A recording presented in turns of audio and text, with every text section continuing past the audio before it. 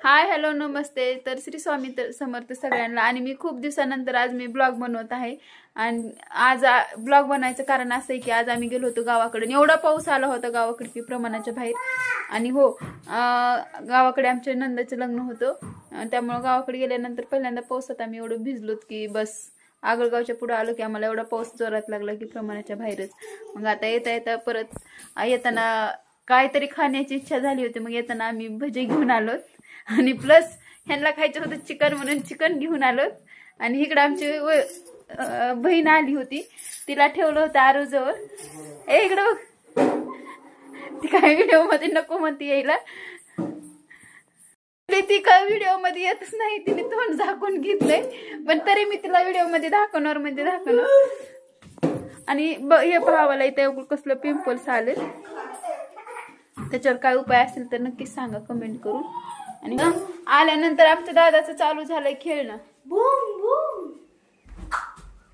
बाबू आपण पावसात भिजलो, पाऊस आला होता किती पाऊस आलता, लई मोठा पाऊस आलता का नाही।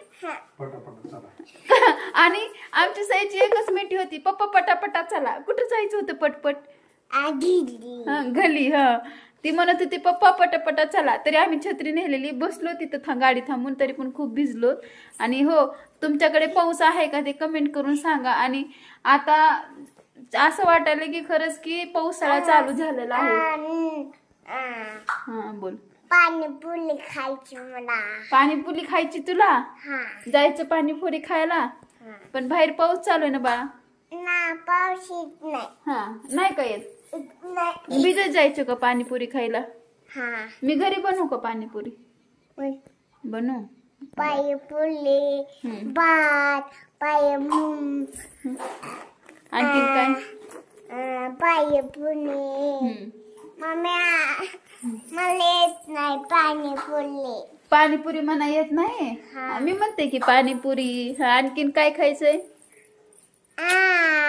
काय खायचं आणखीन, वडापाव। वडापाव आणखीन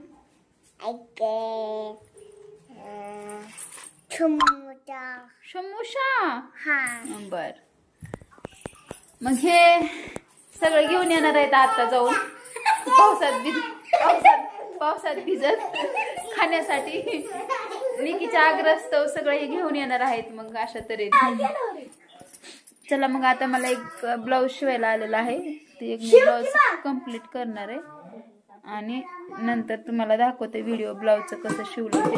म्हणजे पूर्ण काय दाखवणार नाहीये, पण थोडं थोडं कम्प्लीट झाल्यानंतर दाखवते कसं आहे ते। सो व्हिडिओ कंटिन्यू करा। चला तर मग मी चहा पित आहे। आमचं ब्लाऊज राहिलं निम्म शिवायचं, कारण आहोंनी आणलंय चिकन। मग अशी येताना आम्ही आगळगावून येताना चिकन घेऊन आलो, ते मला चिकन बनवायचं।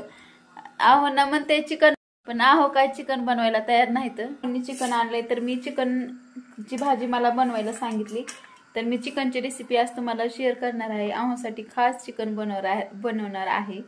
सो चला, मी रेसिपी तुम्हाला दाखवते आणि कशी भाजी होती ती एंडपर्यंत बघा। पहिल्यांदा मी तव्यामध्ये आपले खोबरे थोडेसे भाजून घेणार आहे। लसूण अद्रक घेतलंय, कोथिंबीर, एक कांदा आहे आणि एक छोटवाला टोमॅटो आहे। आणि मी कांदा थोडंसं नॉर्मल भाजून घेणार आहे आणि कांदा टोमॅटोची पेस्ट आणि लसूण अद्रक पेस्ट करून घेते। तोपर्यंत खोबरं छान असं भाजून घेते, त्याला लालसर खोबरं भाजून घेतलेत। आणि इथं कांदा पण थोडंसं नॉर्मल तव्यावर परतून घेतलाय। हे सगळं वाटण मी आता काढून घेणार आहे मिक्सर मध्ये। इथं मी ओल्यामध्ये खोबरे घेतलेत, लसूण अद्रक पेस्ट, टमाटर आणि कांदा पेस्ट एकत्र केलेली। आणि इथं मसाला मटन मसाला घेतलाय आणि आपलं घरचं काळं तिखट घेतलंय। हे कांदा लसूण पेस्ट, कांदा लसूणची आंबारी चटणी आणि ही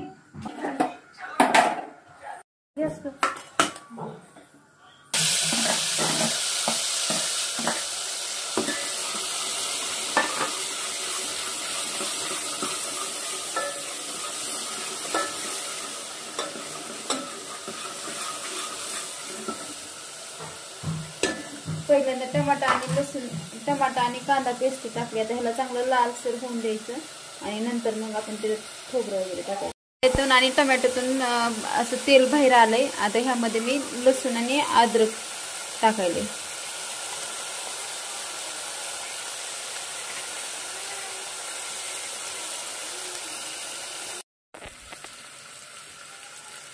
आता ह्याला चांगलं पाणी सुटलंय त्याचं पण मस्त झाले. खोबरं अगोदर टाकायचं नाही, जेणेकरून खोबरं अगोदर टाकलं की ते करपले जातात. आता ह्यामध्ये मी सगळा मसाला हे जे घेतलेला आहे हे सगळा मसाला टाकणार आहे.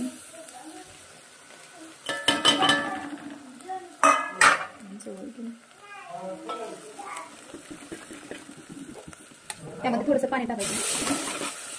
आपण थोडं पाणी काढून ठेवलं ते टाकायचं. पाहू शकताय मसाला हे भाजण्यासाठी थोडंसं पाणी टाकलं ना त्याच्यात की मग ते मस्त चांगला शिजतो आणि भाजला पण जातो. जे तेल सुटेपर्यंत भाजून द्यायचं थोडं कमी गॅसवर. आणि नंतर यामध्ये चिकन टाकायचं.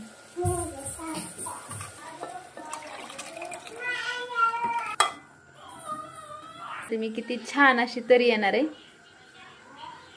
5 मिनिटानंतर बघा.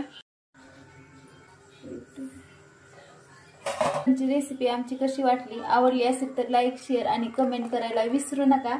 आणि हो, मला जास्त काय बनवता येत नाहीये, पण आव्हानच्या खातीर बनवले आणि त्यात आम्ही खात नाहीये.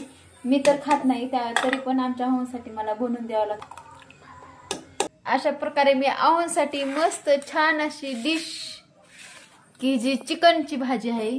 पाहू शकताय कसली छान तरी आली त्याला. आणि आता आहो टेस्ट करून सांगते कशी झाली ती. खूपच छान, नंबर 1 भाजी झालेली आहे. खरं का गहू वरून वरून खूपच छान झाली. हॉटेलमधली सारखी तरी पण चव नसेल तुम्हाला, कारण हॉटेलमधली खायची सव असते. नाही हॉटेलमधल्या सारखी चव झाली. कमेंट करून सांगा कोण कोण हॉटेलमधली भाजी खाते आणि घरची भाजी खात नाही. घरच्या भाजीला नाव ठेवतंय आणि ह्यांनी हॉटेलमधल्या भाजीसारखी झालेली नसणार आहे मला माहिती आहे, तरी पण म्हणते छान झाली. खरंच छान. ब्लॉग मी इथंच एंड करणार आहे. अशा प्रकारे माझी भाजी झाली तयार करून आणि मस्त अशी भाकरी पण केली, तरी पण माझ्या ह्या भाकरीला नाव ठेवतात त्यांनी.